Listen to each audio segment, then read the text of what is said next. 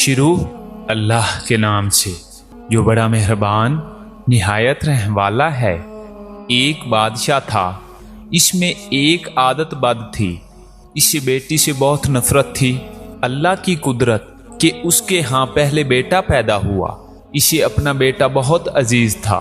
बहुत नाजो नम और लाडो प्यार से इसकी परवरिश हो रही थी। चंद साल बाद मलका फिर उम्मीद से हो गई। वलादत के दिन करीब थे, लेकिन बादशाह सलामत को किसी दूसरे बादशाह की दावत पर मुल्क से बाहर जाना पड़ा। जाने से पहले बादशाह ने मलका को हुक्म दिया कि मैं कहीं बाहर जा रहा हूँ। अगर मेरे आने से पहले वलादत हुई, लड़का हुआ तो ठीक, लेकिन अगर लड़की हुई तो इसे हलाक कर देना। बादशाह चला गया। चंद हफ्ते बाद इसके यहाँ लड़की की वलादत हुई। औलाद माँ को बहुत प्यारी होती है। मलका रोने लगी कि ए अल्लाह, अब मैं क्या करूं। वलादत के वक्त एक दाई मौजूद थी जो मलका की हालत जार देख रही थी। अल्लाह ने इसके दिल में रहम पैदा किया। उसने मलका से कहा, ए मलका, आप दिल छोटा मत कीजिए। मैं यहाँ से सबके सामने बच्ची को हलाक करने के बहाने ले जाऊंगी, पर मैं यहाँ से इसे अपने घर में ले जाकर पालूंगी। अगर आप किसी तरह से बच्ची के लिए खर्च वगैरह भेजती रहेंगी तो आपकी बच्ची खुशहाल और आसूदा होगी, वगरना मुझ गरीब को जो नसीब इसे भी पालने की कोशिश करूंगी। मलका ने कुछ सोना चांदी जेवर वगैरह बच्ची के वास्ते थमा दिए। बच्ची को इसके हवाले किया। महल में ये बात फैलाई गई कि दाई ने बच्ची को ले जाकर हलाक कर दिया है, जबकि दाई ने शहजादी को अपने घर लाकर पूरे नाजो नम से इसकी परवरिश शुरू कर दी। जब बादशाह अपने सफर से वापस आया तो इसे यही अहवाल सुनाया गया कि आपके जाने के बाद बच्ची की वलादत हुई और आपके हुक्म के मौजब इसे हलाक कर दिया गया। बादशाह अपनी बदआदती के बायस खुश हुआ। दाई ने लोगों के सामने शहजादी को अपनी नवासी जाहिर किया। कभी कभार बादशाह से छुप छुपा के शहजादी को लाती और मलका अपनी बेटी को देखकर इसकी ममता को कुछ करार मिलता और वो दाई को सोना चांदी अपनी बेटी की निगहदाश्त के वास्ते दे दिया करती। चूंकि शहजादी की परवरिश अपने तरीके से हो रही थी, इसलिए खूब कद काठ निकाली। खूबसूरत थी ही, इसलिए जवान होते ही दुनिया के सामने शहजादी ना होते हुए भी शहजादियों की तरह दिखने लगी। एक दिन बादशाह की सवारी शहर से गुजर रही थी। इसी वक्त शहजादी और दाई भी इसी रास्ते से गुजर रही थी। बादशाह की नजर शहजादी पर पड़ी। पूछा, ये कौन है? वजीर ने कहा, ये इस बिचारी औरत की नवासी है। बादशाह ने हुक्म दिया, मुझे ये बहुत पसंद आई है। कल इसके घर मेरे लिए रिश्ता लेकर जाना। चूंकि हकीकत का तो किसी को पता नहीं था, इसलिए दूसरे दिन वजीर, वकील वगैरह दाई के घर बादशाह के लिए इसकी नवासी का हाथ मांगने गए। अब दाई के औसान खता हो गए कि या अल्लाह, अब क्या करूं। उसने साफ इनकार करते हुए कहा, मैं एक गरीब हूं, मेरी नवासी बादशाह के लायक नहीं और ना ही बादशाह का किसी गरीब से रिश्ता जोड़ना सही है, इसलिए दोबारा इस सिलसिले में मेरे घर मत आइएगा। बादशाह खुद तो नहीं आया, लेकिन दाई के घर रिश्ते के लिए बहुत से बंदे भेजे। सब ने दाई को बहुत मिन्नत समाजत की, लालच दिए, धौंस धमकी दी, लेकिन दाई टस से मस नहीं हुई।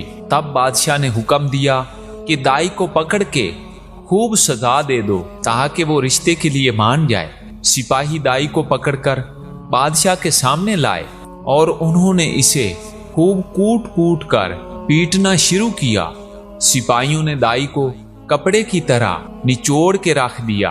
बिचारी पहले से ही 2 हड्डियों पर थी, इतनी मार बर्दाश्त ना कर सकी और बादशाह के सामने चीख पड़ी, बादशाह सलामत, ये कोई और नहीं बल्कि आपकी बेटी है।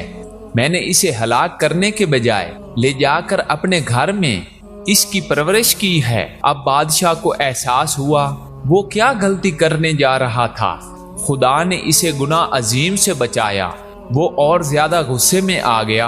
अपने बेटे यानी शहजादे को बुलाकर हुक्म दिया कि अपनी बहन को जंगल में ले जाकर कत्ल कर दे और इसकी आंखें निकाल कर और गर्दन का खून लाकर मुझे दिखा दे ताकि मुझे यकीन हो जाए। शहजादा परेशान हुआ कि वो कैसे अपने हाथों से अपनी बहन को कत्ल करे, इसकी आंखें निकाल ले और इसके गर्दन का खून लाकर बाप को दिखा दे। इसे किसी सूरत पर गवारा न था। अगरचा इसे अपनी बहन के मुतल्लक अब मालूम हुआ, लेकिन इसे पता था कि बादशाह हर सूरत अपनी बेटी को हलाक करना चाहता है। अगर इसने इसे कत्ल नहीं किया तो बादशाह दोनों को हलाक कर देगा। मजबूर होकर अपनी बहन को साथ लेकर जंगल की तरफ पड़ा। जब दोनों जंगल पहुंच गए तो भाई की मोहब्बत बहन के लिए जोश में आ गई। बहन से कहा कि मैं किसी सूरत तुम्हें अपने हाथों से कत्ल नहीं कर सकता, मैं तुम्हें यहीं छोड़े देता हूँ। आगे तुम्हारी किस्मत कि तुम्हें दरिंदे खा जाएं या तुम बचकर कहीं और निकल जाओ। लेकिन बहन ने भाई का हाथ पकड़कर कहा, नहीं भाई, तुम मुझे कत्ल कर दो, मेरी आंखें और खून ले जाकर बाप को दिखा दो, नहीं तो वो तुम्हें मार देगा, जो मुझे किसी सूरत गवारा नहीं। दोनों भाई बहन एक दूसरे के गले लगकर रो पड़े। आखिर किसी तरह भाई ने बहन को मना लिया। शहजादी आंसू बहाते हुए घने जंगल की तरफ जाने लगी। आखिरी बार पलटकर भाई को देखा और जंगल में घुस गई। इसके बाद शहजादे ने इधर उधर से ढूंढकर एक हरन का शिकार किया। इसके गर्दन का खून निकाला और आंखें निकालकर जाकर बादशाह को दिखा दी। बादशाह ने आईना मंगवाया। इसमें इन आंखों को और अपनी आंखों को गौर से देखा। जब इसको यकीन हो गया कि आंखों का रंग एक ही है, तब इसे तसल्ली हुई। मलका ने किसी तरीके से शहजादे को बुलाकर इससे बेटी के मुतल्लक पूछा। शहजादे ने मां के सामने सारा अहवाल गोश गुजार कर दिया। मलका ने मुंह आसमान की तरफ करके हाथ ऊपर उठाए और बेटी के लिए दुआ मांगी कि ऐ अल्लाह, तू मेरी बेटी की हिफाजत कर, इसे अपने अमान में रख और इसे किसी अच्छी जगह पार लगा। अब आगे शहजादी का किस्सा सुनिए। शहजादी जंगल में रहने लगी और भूख मिटाने के लिए जंगली फल फूल बूटे खाकर अपना वक्त गुजारने लगी। इस दौरान बहुत सा वक्त गुजर गया। झाड़ियों कांटों से उलझकर इसके बोसीदा कपड़े तार तार हो गए। आखिरकार इसके बदन पर कोई कपड़ा ना रहा। एक दिन किसी और मुल्क का बादशाह अपने लाओ लश्कर के साथ इसी जंगल के रास्ते से गुजर रहा था। इत्तफाकन बादशाह इसी तरफ जा निकला जिधर शहजादी थी। जब शहजादी की कानों में किसी घोड़े के कदमों की आहट पड़ी तो जल्दी जल्दी किसी घने दरख्त पे चढ़ गई और इसके बड़े बड़े पत्ते तोड़कर अपनी सतर पोशी करके छुप के बैठ गई। बादशाह भी आके इसी दरख्त के नीचे ठहर गया। दरख्त घना और सायादार था। एक तरफ अपने घोड़े को बांधा और दरख्त के साये में कपड़ा बिछाकर थोड़ी देर सस्ताने की खातिर लेट गया। चूंकि इसका मुंह आसमान की तरफ था और वो अपने ख्यालों में गुम था। इसकी नजर दरख्त के घने पत्तों में पोशीदा किसी हैत पर पड़ी। वो उछलकर खड़ा हो गया और बुलंद आवाज से कहने लगा, ऐ अल्लाह की मखलूक, तुम कोई परी हो, फरिश्ता हो, जिन हो या कोई इंसान हो, जो भी हो, अपने आप को जाहिर करो, मैं तुम्हें कोई नुकसान नहीं पहुंचाऊंगा। शहजादी ने पुकार कर कहा, ऐ मुसाफिर, मैं एक लाचार लड़की हूँ, मेरे जिस्म पर कपड़े के नाम पर कुछ भी नहीं है। अगर तुम अपने नीचे बिछे चादर को मेरी तरफ फेंक दो ताकि मैं इसे ढांप कर नीचे उतरूं और तुमसे बातचीत करूं। बादशाह ने अपने नीचे बिछे कपड़े को उठाया, इसका गोला सा बनाकर इसकी तरफ फेंका। शहजादी ने इस कपड़े से अपने जिस्म को खूब अच्छी तरह ढांपा और किसी न किसी तरीके से दरख्त से उतर गई। जब बादशाह ने शहजादी को देखा तो इसके हवास गुम हो गए। इसके पूरे मुल्क में कोई इतनी खूबसूरत लड़की नहीं थी। पूरे दिलो जान से शहजादी पर फरीजा हो गया। झट शहजादी से कहा, मैं एक बादशाह हूँ, अगर तुम बुरा ना मानो तो मैं तुमसे शादी करके तुम्हें अपनी मलका बनाना चाहता हूँ। अंधा क्या चाहे दो आंखें। शहजादी ने हामी भरी। वो भी एक ऐसा बंदा चाहती थी जो इसे इज्जत दे। बादशाह खुशी खुशी शहजादी को लेकर अपने मुल्क रवाना हो गया। अपने मुल्क पहुंचते ही बादशाह पहले वजीर के घर जा पहुंचा और इससे कहा, ऐसा समझो कि ये तुम्हारी बेटी है। मैं कर रिश्ता मांगने आऊंगा और शादी ब्याह रचाकर अपनी अमानत यहाँ से अपने महल ले जाऊंगा। वजीर ने आदाब बजाकर कहा, बादशाह सलामत, आप पूरी तरह से तसल्ली रखिए, ये आपकी अमानत है और मेरी बेटी, जब आपका दिल चाहे इसे ब्याह कर ले जाइए।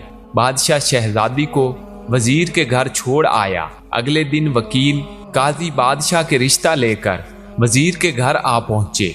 वजीर ने रिश्ते के लिए हाँ कर दी। 1-2 दिन बाद मंगनी हो गई। बादशाह शहजादी के इश्क में सब कुछ भूल चुका था।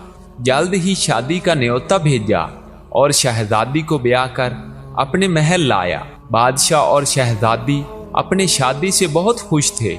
इस दौरान बादशाह ने शहजादी से इसके मुतल्लक कुछ नहीं पूछा था। चंद साल बाद इसके यहाँ बेटी की वलादत हुई। बादशाह बहुत खुश था।